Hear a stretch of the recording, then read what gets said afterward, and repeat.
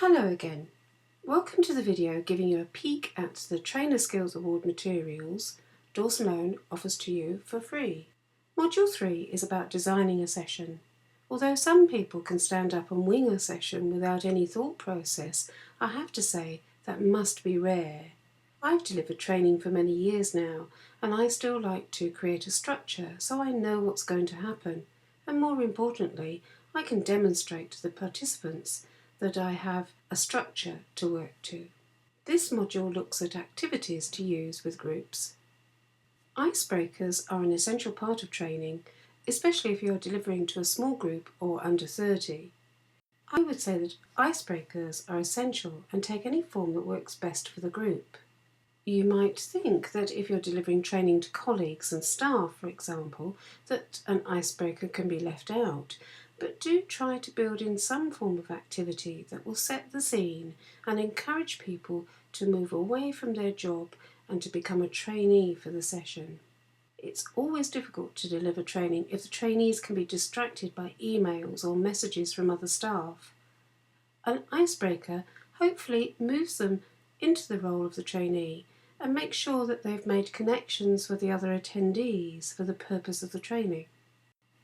We link this aspect to theory by looking at Abraham Maslow's model.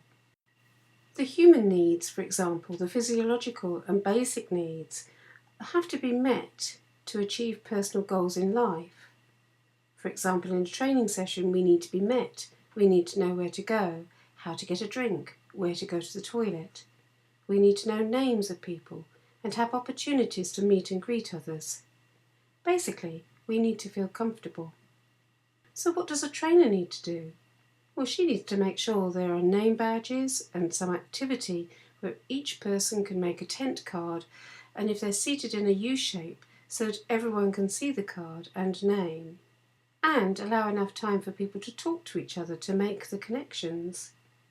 But do remember, any latecomers have to have some way of getting to know each person, otherwise they will not have these basic needs met. We cover a fair number of activities in a training room and give plenty of tips for the trainer. I like carousel, as it ensures people get up and move. Carousel needs a bit of planning, and it could involve flip paper and pens at various tables. The groups are put into small groups and circulate according to the instructions. For example, at table 1 is group 1, table 2 is group 2, etc.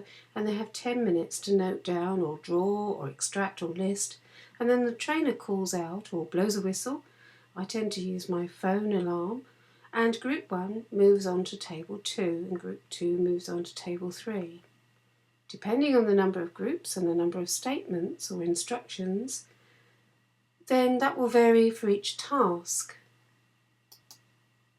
But of course you have to bear in mind that if the activity is to produce a list of guidelines about internet safety at work, for example, then by the time group 1 gets to table 4, the list might be complete.